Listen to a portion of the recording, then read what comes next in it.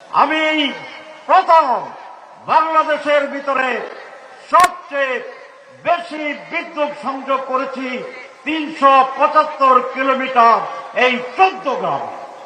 আমি প্রতিজ্ঞা করেছিলাম, ওয়াদা দিয়েছিলাম, আমি যদি নির্বাচিত হই তাহলে ১৪ গ্রামে আর কোনো রক্ত ঝরবে না। আমি চেষ্টা করেছিলাম সে ওয়াদা রক্ষা করার জন্য। আমার সময় কোনো রাজনৈতিক হত্যাকাণ্ড হয়নি। আমি বলেছিলাম এখানে দলে দলে রাজনৈতিক দলগুলোর ভিতরে কোন্দল হবে না। আমার সময় সেটা আমি থামিয়ে দিয়েছিলাম, আপনারা জানেন। আমি ওয়াদা করেছিলাম এখানে সকল দলের সহাবস্থান থাকবে, সেটা আমি বিরাজমান রেখেছিলাম সে সময়। আর একটি কথা আমি আপনাদের কাছে বলেছিলাম যে আমি ১৪ গ্রামে উন্নয়নের জন্য আমার সর্বত্র সর্ব জায়গায় সবকিছু দিয়ে উজাড় করে আমি চেষ্টা করব।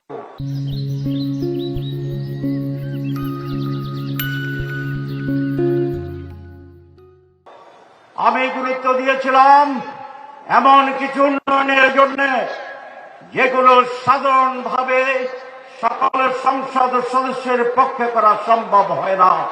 বড় বড় প্রজেক্টগুলো করেছিলাম। যেমন আজকে যেখানে আমরা বসে আছি, এইটা একটি পৌরসভা। এই পৌরসভা আমার সময় করা হয়েছিল। এইটি বাংলাদেশের এখন ১ নাম্বার পৌরসভা। আমি গুরুত্ব দিয়েছিলাম হাসপাতালকে আধুনিক এবং বৃহৎ করার জন্য। ২৫ শয্যার হাসপাতাল আমার সময়ে ৫০ শয্যার হাসপাতালে রূপান্তরিত হয়েছিল। আমার সময়ে সেখানে কালিকাপুরে একটি অচল হাসপাতাল ছিল, আমি সেটাকে চালু করেছি, আপনারা জানেন। আমি চেষ্টা করেছিলাম ১৪ গ্রামে ফায়ার ব্রিগেড স্টেশন ছিল না, প্রায় আগুন লেগে যেত, ধ্বংস হয়ে যেত। আমি এই একটু দূরেই ফায়ার ব্রিগেড স্টেশন স্থাপন করেছিলাম। আমি চেষ্টা করেছিলাম ১৪ গ্রামে ডিজিটাল টেলিফোন ছিল না, আমার সময়ে ১,০০০ লাইনের ডিজিটাল টেলিফোন ব্যবস্থা চালু করেছি আমি আল্লাহর মেহেরবানিতে। আপনারা জানেন বাংলাদেশে একটি বৃহৎ আকারের রাস্তা আছে ফখরুদ্দিন রোড, তার প্রায় ৪৫ কিলোমিটার এই ১৪ গ্রামে পড়েছে, যেটি ঢাকা চট্টগ্রাম এই যে পাশের হাইওয়ে তার প্যারালাল। বাংলাদেশের আমাদের নিরাপত্তা, ব্যবসা, এই দুটো দিক থেকে ওই রোডটি অত্যন্ত গুরুত্বপূর্ণ। কারণ আমরা বর্ডার এলাকার মানুষ। আগরতলা থেকে লং রেঞ্জ কামানের গোলা যদি ছড়ে তাহলে ঢাকা চট্টগ্রামে আয় হয়ে অচল হয়ে যাবে। সেই জন্য ক্যাপিটাল রাজধানী ঢাকা আর কমার্শিয়াল রাজধানী চিটাগের ভিতরে সংযোগ স্থাপনের জন্য এই হাইওয়ে প্যারালাল হচ্ছে ফখরুদ্দিন রোড।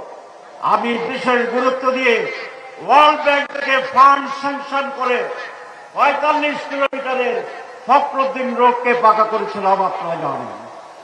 আমি প্রথম বাংলাদেশের ভিতরে সবচেয়ে বেশি বিদ্যুৎ সংযোগ করেছি ৩৭৫ কিলোমিটার এই ১৪ গ্রাম।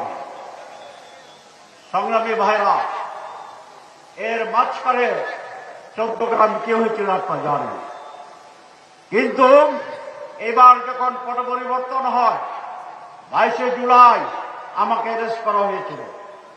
৫ই আগস্ট যখন পট পরিবর্তন হয়েছে, জেলখানায় আমাদেরকে ফোন দেওয়া হয়েছিল কথা বলার জন্য। আমি প্রথম ফোন করেছি ১৪ গ্রামে, কারণ আমি জানি এর আগমন আমলে যেভাবে হত্যাকাণ্ড হয়েছিল, বাড়িঘর আগুন দেওয়া হয়েছিল, মানুষ প্রতিহিংসা পরায়ণ হতে পারে। আমি সেই জন্য প্রথম ফোন করে বলেছি আমার নেতাদেরকে, ১৪ গ্রামের আকাশে আমি কোনো ধোঁয়া দেখতে চাই না, কোনো প্রতিশোধ দেওয়া যাবে না, কোনো হামলা করা যাবে না, কোনো আগুন দেওয়া যাবে না। আলহামদুলিল্লাহ কোন উচ্ছৃঙ্খল আচরণ প্রতিশোধ ১৪ গ্রামে নেওয়া হয় না। আপনারা সাক্ষী আছেন তো নাকি? আমাদের বন্ধুরা সাক্ষী দেবেন তারা ভালো আছেন, নিরাপদ আছেন। কারণ আমি 14 গ্রামে কোন দলীয় দৃষ্টিভঙ্গি থেকে মানুষকে দেখি না। এখানে যারা বিএনপি করেন তারা আমার ভাই, এখানে যারা জামাত করেন তারা আমার ভাই, এখানে যারা অন্যান্য ইসলামী আন্দোলন করেন তারা আমার ভাই, এখানে যারা অন্য দল করেন তারাও আমার ভাই, আমার প্রতিবেশী। আমরা বিভিন্ন রাজনীতি করার অধিকার সকলের আছে। যিনি বিএনপি করেন আপনি অবশ্যই বিএনপি করবেন, যিনি অন্য দল করেন তার অন্য দল করার অধিকার আছে। কিন্তু 14 গ্রাম হিসেবে আমরা সকলে ঐক্যবদ্ধ থাকব। আমি নিশ্চয় জানি আজকে এখানে যারা আপনারা আছেন তারা সকলে জামাত ইসলামী করেন না। আজকে সকল প্রাক্তন চেয়ারম্যানরা এখানে আছেন, এখানে অনেকে আছেন যারা বিএনপি করেন, এখানে অনেকে আছেন যারা অন্য দল করেন, কিন্তু সকলে আমার স্টেজ আছে। কারণ তারা সকলে আমার ভাই আর আমি তাদের সকলের তাহের ভাই।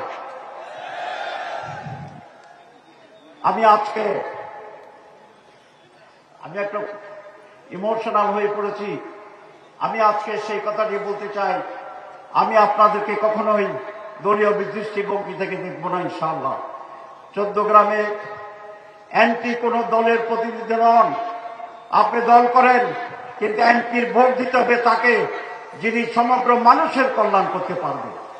আমি বিশ্বাস করি যদি আপনারা মনে করেন আমার অতীতের কর্মকাণ্ড, বর্তমান রাজনৈতিক অবস্থান সবকিছু মিলে আমি সমগ্র 14 গ্রামের মানুষের দল মতের ঊর্ধ্বে উঠে কল্যাণ করতে সক্ষম হব ইনশাআল্লাহ, তাহলে আমি সকল দলের সকলের ভোট চাওয়ার অধিকার রাখি।